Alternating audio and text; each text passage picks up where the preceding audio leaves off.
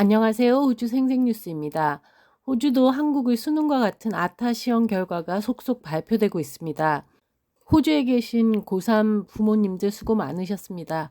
이번 주에는 연방정부에서 부동산 가격 안정을 위해 노력하고 있다는 몇 가지 정책을 내놓았는데 그 소식과 연방정부가 올해 예산을 잘 사용했는지 남은 반년 동안 어떻게 더 향상시킬지를 전해주는 미드이어 재정 전망에 관한 소식 전해드리겠습니다. 본격적으로 뉴스 들어가기 전에 골프 브러쉬 구입해 주신 분들 다시 한번 감사드리고요. 아마존에 리뷰도 꼭 남겨주시면 감사하겠습니다.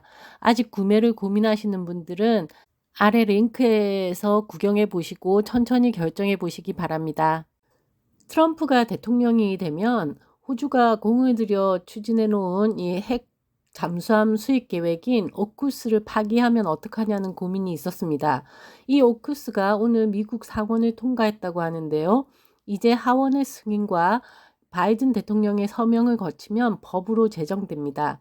이 오쿠스 조약은 호주와 바이든 정부와의 조약이라 호주 입장에서는 바이든 정책만 아니면 된다는 입장을 보이는 트럼프가 내년에 미국 대통령이 되면 이 조약을 뒤집는 게 아닐지 노심초사였습니다. 그 오쿠스가 오늘 상원을 통과했다고 하니 법으로 제정되면 뒤집기 힘든 조약이 돼서 호주에서는 안심하는 부분입니다. 호주는 이자율을 올리고 있음에도 불구하고 부동산 가격이 계속 오르고 있습니다. 그 대표적인 원인이 공급 부족과 인구 증가입니다. 근데 속을 들여다보면 공급을 줄이는 다른 요인들도 많은데요. 바로 인건비와 자재비가 인플레이션으로 올라가면서 전체적인 건설비가 상승했고 이로 인해 이미 짓고 있던 건물도 수지를 맞추지 못해 파산하는 경우가 늘어났습니다. 즉 공급을 늘려서 부동산 가격을 잡기는 이미 힘들어진 상황입니다. 이에 야당인 자유당에서 급증하는 인구를 컨트롤해서 부동산 가격 상승을 늦춰야 한다고 목소리를 높였었는데 이렇게 하기 위해 이 이민자를 적게 받아야 한다는 결론에 도달했습니다. 원래도 자유당은 이민에 대해서는 노동당보다 폐쇄적인 의견을 가지고 있습니다. 그나마 이민에 관대했던 이 여당마저도 부동산 가격 상승에 밀려 이번에 개편되는 이민 정책을 발표했습니다. 금주 발표된 이민 정책은 부동산도 부동산이지만 늘어나는 인구로 이 인프라스트럭처인 도로나 교통에 대한 부담이 늘어나면서 이 부담이 국민이 내는 세금으로 전가된다는 불평을 잠재우고자 하는 부분도 있습니다. 이번에 바꾸겠다는 이민 정책은 장기 체류를 위한 가짜 학생 비자와 저숙련 근로자에 대한 비자 규정을 강화하고 기술 인재는 더 확보하면서 2년 내에 이민자 수를 반으로 줄여 인구 증가를 정상화시키겠다는 내용입니다. 이 말로만 보면 이민자를 반으로 줄이겠다니 뭔가 많이 바뀌나 보다 싶지만 사실 이 숫자를 보면 이전 정책과 그리 상반되지는 않습니다. 원래 호주 인구 증가 예상 시나리오에 따르면 연간 30만 명 정도 증가하는 것이었기 때문에 2년 후 25만 명으로 줄이겠다는 것은 학생 비자를 악용하는 사례만 걸러도 이룰 수 있는 목표입니다.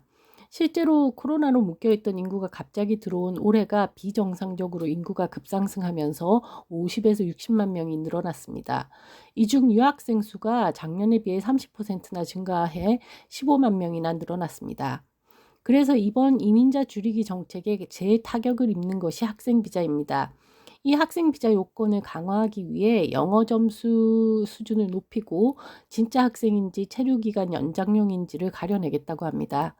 호주의 유학생 마켓은 호주에서 네 번째로 중요한 수출품에 해당될 정도로 큰 마켓입니다.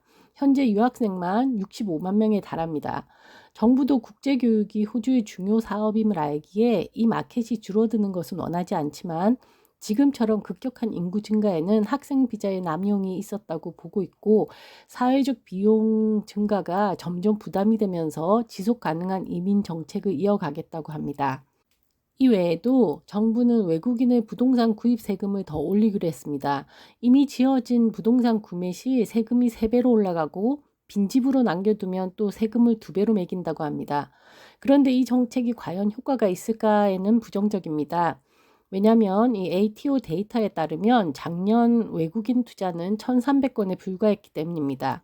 참고로 호주 전체 거래량이 약 60만 건 정도인데 이 중 천여 건의 세금을 좀 더 부과한다고 큰 효과가 있겠냐는 의견입니다. 이제 내년에 슬슬 여당에 대한 국민 지지율을 높여야 하는 만큼 국민에게 다가오는 정책을 더 자주 내놓을 것 같습니다. 골프 치시는 분 많으시죠? 저도 골프를 즐기는 사람으로 골프 클럽을 깨끗하게 유지하면 스윙이 더 정확해지고 성능이 향상됩니다. 이 골프 브러쉬는 골프백에 달고 다니면서 스윙 후 더러워진 클럽을 깨끗하게 유지하는 데 도움이 되는 제품입니다. 영상 아래 링크를 클릭하시면 바로 아마존 샵으로 연결되니 하나 구매하셔서 즐거운 라운딩 즐기시기 바랍니다. 짐 차머스 재무장관이 올해 연방 예산이 잘 돌아가고 있는지 중간 점검을 했습니다. 보통 정부 예산안이 5월에 발표되는데 연말을 맞아 이 내년 상반기 전망과 예산 사용 등을 점검한 건데요. 짧게 요약하면 철강석 가격 상승과 고용 증가로 세수는 늘었고 팬데믹으로 부채도 많이 늘면서 이자 비용 또한 많이 늘었습니다. 그래서 이 인프라 구축에 사용되는 예산을 삭감할 예정이고 기타 세금을 더 걷어보겠다 뭐 그런 내용입니다. 또한 이 오커스로 안보 부분 지출 규모가 많이 늘어나서 계속 흑자를 낼 수 있을지는 미지수입니다. 이에 대한 평가는 사실 정부가 예산을 짤 때 철광석 가격을 톤당 60달러로 계산해서 그렇게 가격이 내리지 않는 한 서류상으로는 계속 정부가 놀랄 만한 수익을 가져오는 것처럼 보일 수밖에 없다는 비판이 있습니다. 전문가들은 앞으로 2년간은 철광석 가격이 100불대를 유지할 것으로 보고 있는데 예산을 짤 때는 현실을 반영하지 않고 계속 60불에 묶어두니 정부가 잘해서 수익을 내는 것처럼 보일 수밖에 없습니다. 또한 팬데믹으로 정부의 부채가 급격히 늘어났는데 이자 또한 급격하게 올라갔으니 이자 비용이 눈덩이처럼 불었다는 겁니다. 그래서 늘어난 세수에도 정부가 이익을 내긴 힘들 것이라는 예측입니다. 사실 작년에는 연방 예산 흑자를 기록했는데 그때는 철광석 가격은 높고 이자 비용은 아직 낮은 때여서 이자 부담이 지금보다 적었습니다. 재무부는 내년 상반기 경제를 예상하면서 실업률이 4% 초반대를 기록할 것으로 보고 있습니다. 실제로 금주 14일에 발표된 11월 실업률은 3.9%로 살짝 올라오면서 여기 빨간 동그라미 부분과 같이 고개를 들기 시작했습니다. 이대로라면 곧 4%를 찍을 것으로 보이는데요.